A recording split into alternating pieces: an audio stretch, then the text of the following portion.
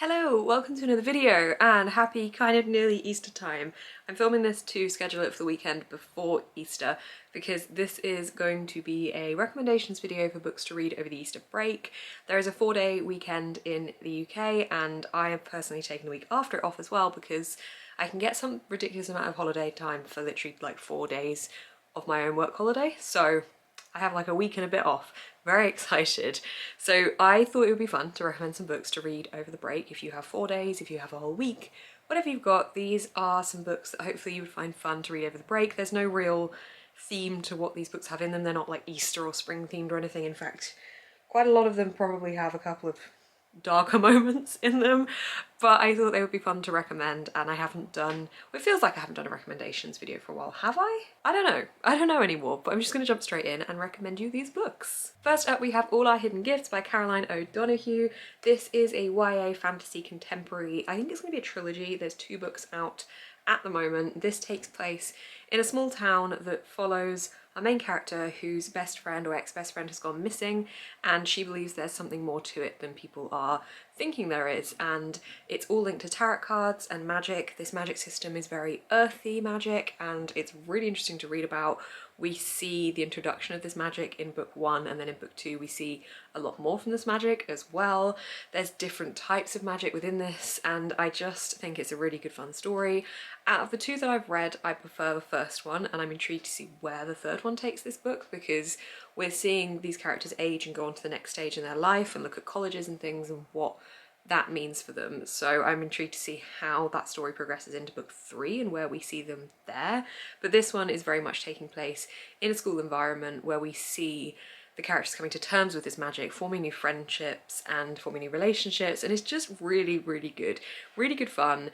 I enjoy the earthy magic system. Also within this book there is this anti-LGBTQA+ group that will make your blood absolutely boil. There are a lot of moments with them in this book, and I think the author has done it in a way that makes you absolutely feel every angry emotion going, and I think that is a sign that it has been written very well, because it gives me the real rage, even though I know it's fiction, but it gives me the real rage because I know whilst this is fiction, there are these things actually happening out there. So yeah, this really good, really enjoyed it, and I think you guys would like this over the Easter break because it is fun, it is quite fast paced, and it's just a good YA easy read fantasy, which I think is perfect for a long weekend. Then I'm recommending The Raven Boys by Maggie Stiefvater. I'm actually in the middle of reading this, I say in the middle, quite at the end of reading this again at the moment. I read this for the first time a couple of years ago and I'm now listening to the audiobook for it. The audiobook for this whole series is on SCRIBD and I'm quite enjoying it. I didn't like the narrator to start with, but now I am getting used to them. This book follows Blue, who is part of this big group of women, her mum being one of these women,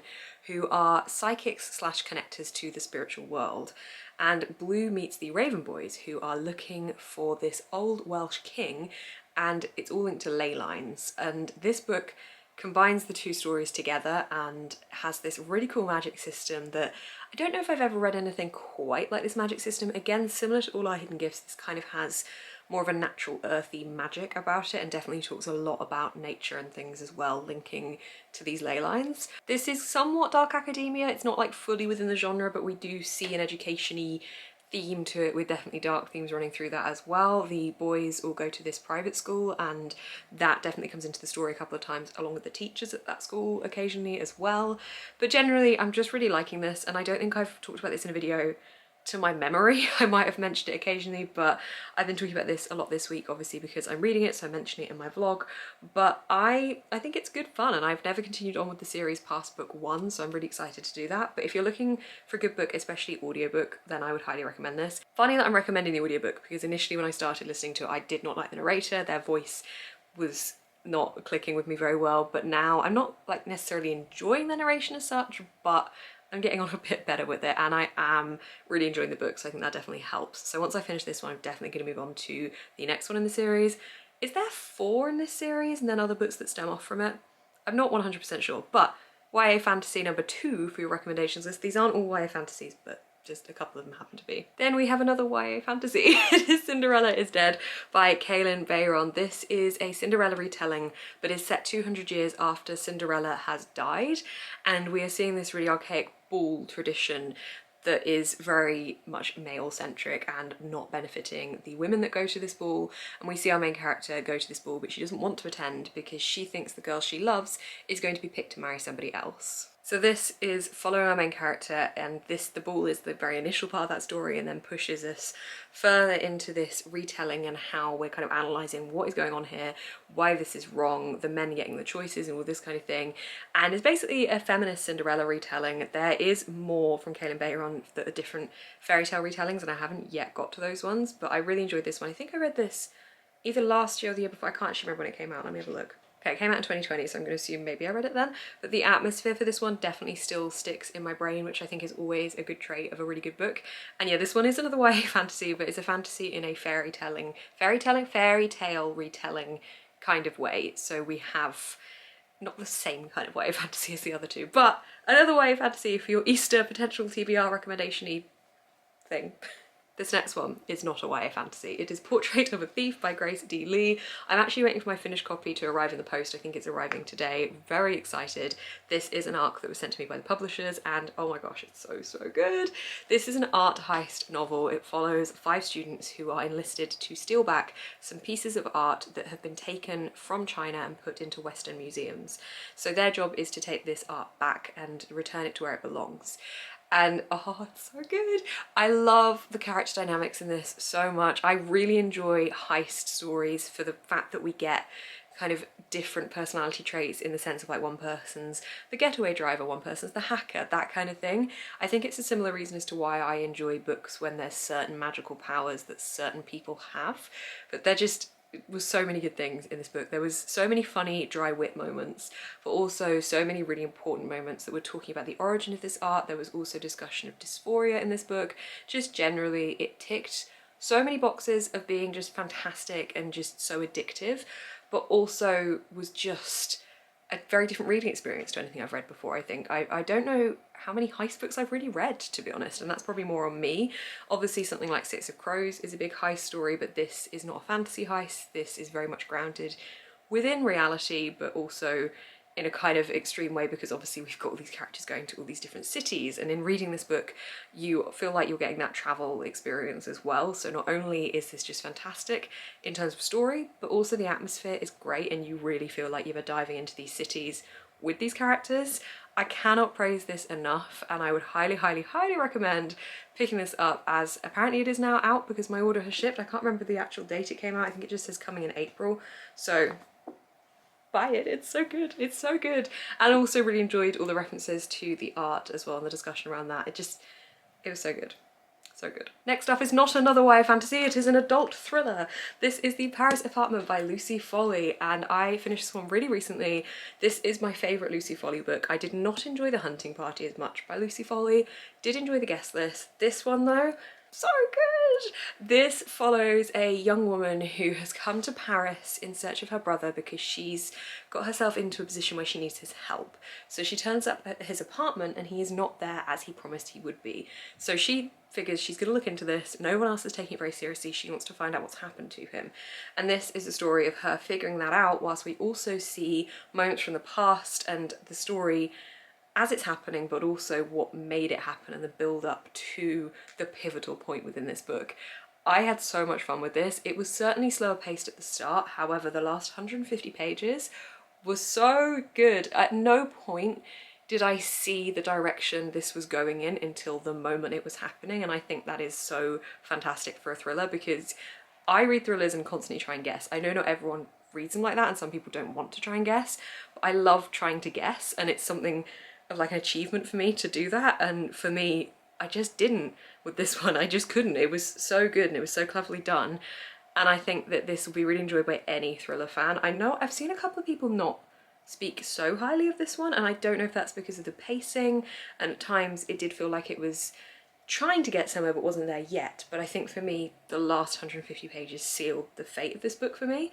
The reason I'm putting this on an Easter recommendations TBR thing is not because it is at all light and fluffy and springy and joyous like you maybe would want to be reading over Easter, but because I think if you've got a 4-day long weekend, this is the kind of book you will want to devour over those 4 days and you won't be able to put it down. It's just so good. Cannot recommend it enough if you're a fan of thrillers and you want something that will keep you hooked and keep you guessing. Next up we have an adult fantasy, and this is the Left-Handed Booksellers of London by Garth Nix. This is such a fun fantasy book. I've not come across anything like this since, and I'm very excited because there's going to be a second one coming out. I think it comes out next year, so it's quite a wait, but this follows our main character who has come to London, except it's a kind of twisted slash warped version of the London that we know. It's in the 1980s and she's come to find her father. She, in doing this, bumps into this other person who is on their own mission to like avenge their dead mum, I think, from memory. It's been about a year since I read this. This other person is trying to find this magical entity who used criminals to kill his mother. Okay, yeah, so he's trying to find the people that are responsible for his mother's death, and he's doing this with his sister, who is a right-handed bookseller. There are two different types of booksellers in this book. There are the left-handed booksellers and the right-handed booksellers.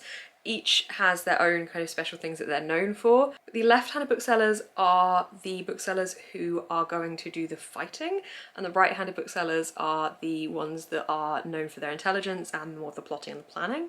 I think I got that right. It does say in the blurb. Yes, I did get that right.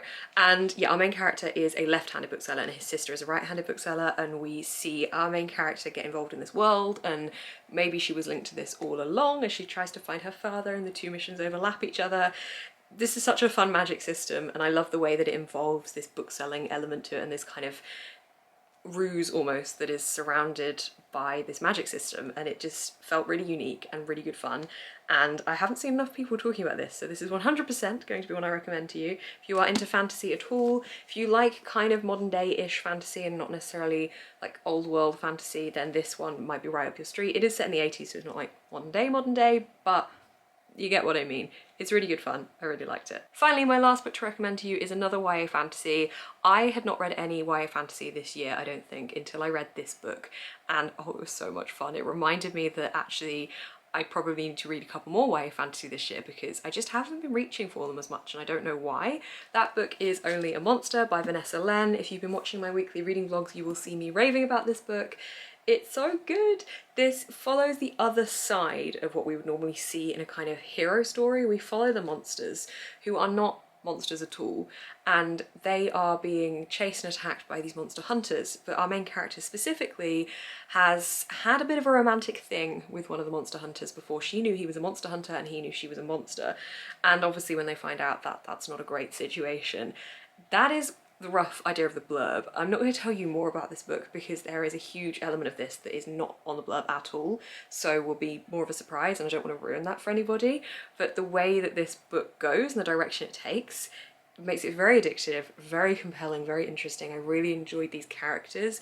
One character specifically who, again, I don't want to say because I don't want to ruin anything, but one character specifically I absolutely loved getting to know, and I'm very excited for the second book in this series. I don't know how many books are going to be in this in total, but I really want to see more of that character that I really enjoyed in the second book, hopefully. I just liked it. It just felt different to spin things around and have the monsters being the main characters and show that actually, whilst they're called monsters and whilst they're villainized by some groups of people, they're not the monsters that people think they are, or perhaps that is just a word that is assigned to something that they have the ability to do but don't use in a malicious way necessarily.